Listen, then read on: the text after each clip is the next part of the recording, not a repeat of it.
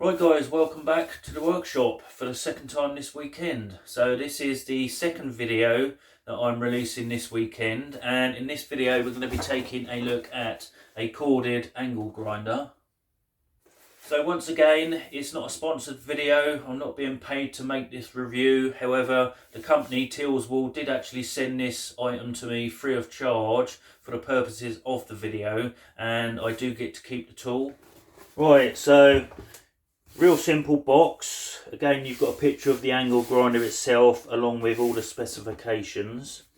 So let's open the box and see what we actually get.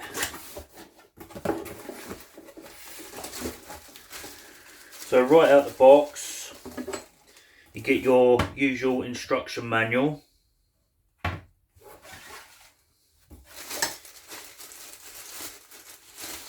Get your warranty card.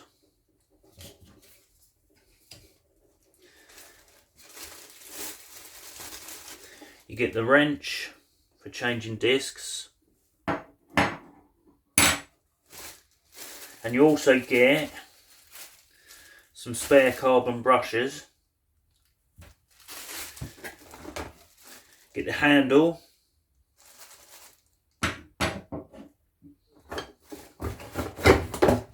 You actually get two different guards.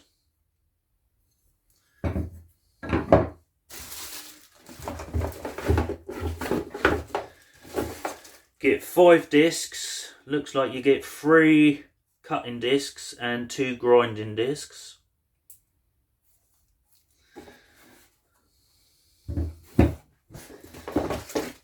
And here we have the angle grinder itself, which appears to be fairly well made, quite weighty. Loving the colours with the blue and a bright orange. And again, you've got a nice quality cable, which is really nice to see. Right, so let's run through the specifications quickly. The rated voltage is 220 to 240 AC. The rated frequency is 50 Hz. Rated input power is 860 watts. Rated speed is 12,000 revolutions a minute. Disc diameter is 125 millimeters. Disc thicknesses are 6 millimeters for the grinding disc and 3 millimeters for the cutting discs. The weight of the machine is 1.9 kilograms, so fairly weighty. Spindle thread is M14. The LPA sound pressure level is 84 decibels, and that's the actual acoustic energy that the angle grinder gives off when in use. The LWA sound pressure level is 95 decibels, and that's the instantaneous sound pressure level. So if you ever need to change the carbon brushes, it's an easy process. You've got a screw in the end here. Undo that, and then you can slide this cover out the way, and then you've got a brush either side, so they're easy to get to and change. The cable length is 2 meters, so not the longest cable, but again it's decent quality. The handle can be fitted on either the left side or the right side. Right, so right out the box, you're not going to have a disc fitted to the machine. So you want to remove the flange from the spindle, and you'll notice there's one at the back. And if you look at this, you've got a raised section in the middle on one side, and you've got like a slot with 2 straight sides on the back, and that coincides with the straight edges on the actual shaft itself. So you put this side down onto there, and as you rotate it, it drops into place. So when it comes to putting a disc on, so obviously the cutting discs are the thinner ones, and they're 3 millimeters. So you obviously place the disc with this side facing the actual machine. Drop it over, and then you want this side flat side down, so this side down to the disc. Do it up hand tight, and then you press the spindle lock, get your spanner, locate it in 2 of the holes, and just tighten it up clockwise. Don't have to really crank down on it, but make sure it's tight. And that's your cutting disc installed. So to take the disc off, again, press the spindle lock, locate your wrench in 2 of the holes, and turn it anti-clockwise.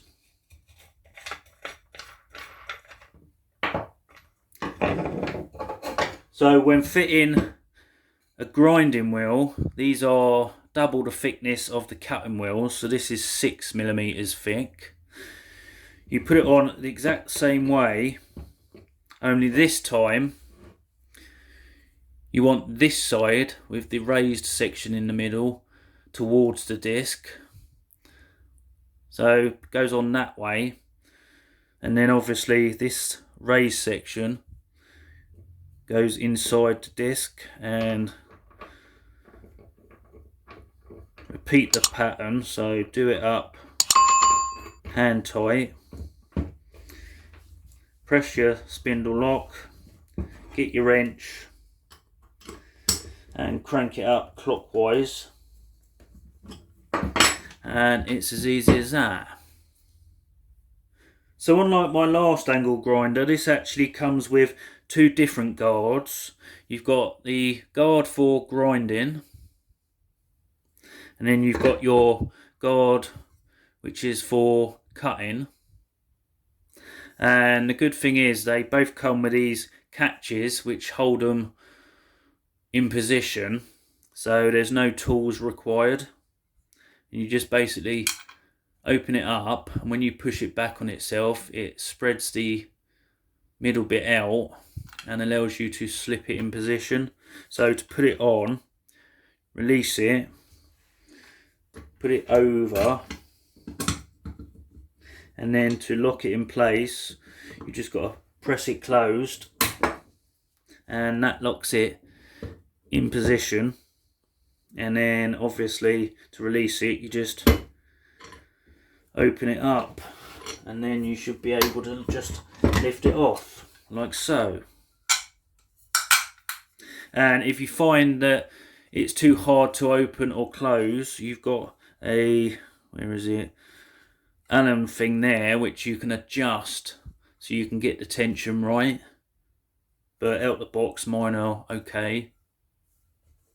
You can also lock the trigger when in use.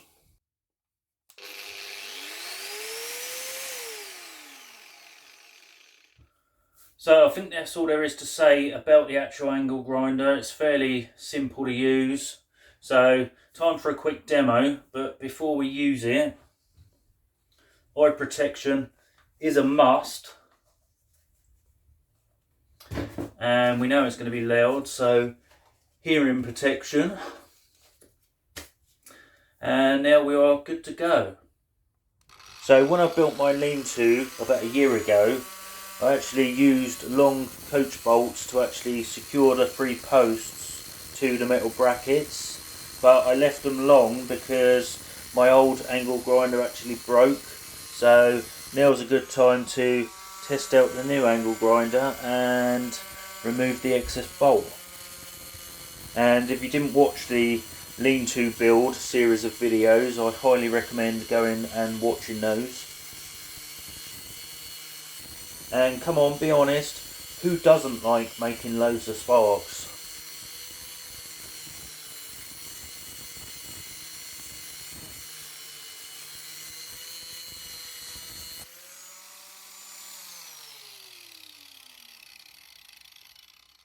So with the bolts now cut off, I then changed over to a grinding disc and just removed all these sharp edges.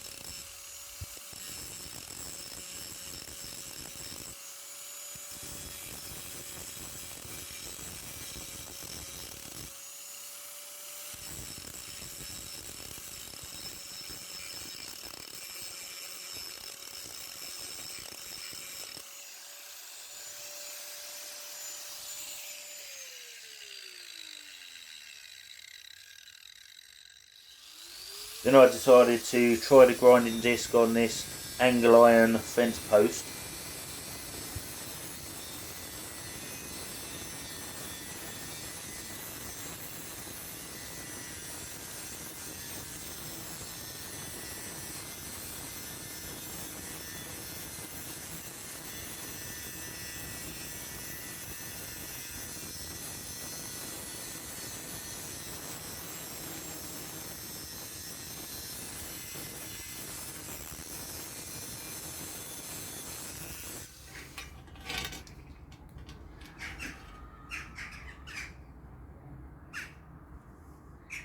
So another thing that I've found out when I was actually using it is it's actually got soft start.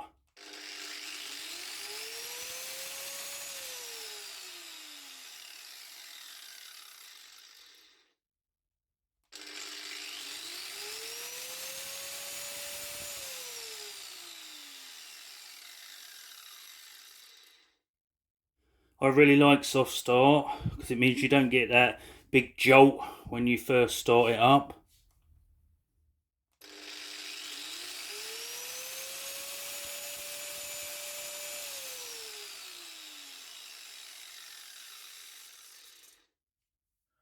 Right, well, that's really all there is to say about it. Overall, it's not a bad little tool and it's fairly inexpensive. I like the fact it's got the soft start and you don't need tools to reposition or swap out the guard. So if you want to take a look at this or any of their other items, then you can do so by heading over to their main website. If you purchase this one on the website directly, it's £34 and free delivery. However, if you go through Amazon, it's actually up for £29 at the time of this recording. So I'm not actually going to make any commission through sales generated on their website. However, if you use my Amazon affiliate links, I will make a few pennies and it will cost you nothing extra. Right guys, well that is video number 2 done and dusted. So hope you enjoyed the double upload this weekend. And for anyone that's wondering why I released 2 videos rather than my usual one, it's simply because the company asked if I would mind doing it like that. As they sent the tools to me for free for the purposes of the video, I thought it only fair, and I don't really mind doing things like that as long as I'm allowed to make the videos in the way that I want to make the videos. Then I'm alright with that. So as always, I want to thank you for watching, and if you're new here and you're not yet subscribed, then why not consider subscribing? I would really appreciate that. And if you click the little bell icon, you'll be notified of all my future uploads. So don't forget you can follow me on Instagram now, so if you're not already following me, head over there and give us a follow. I'd appreciate that also. So until the next video, stay safe and you will see me in the next one.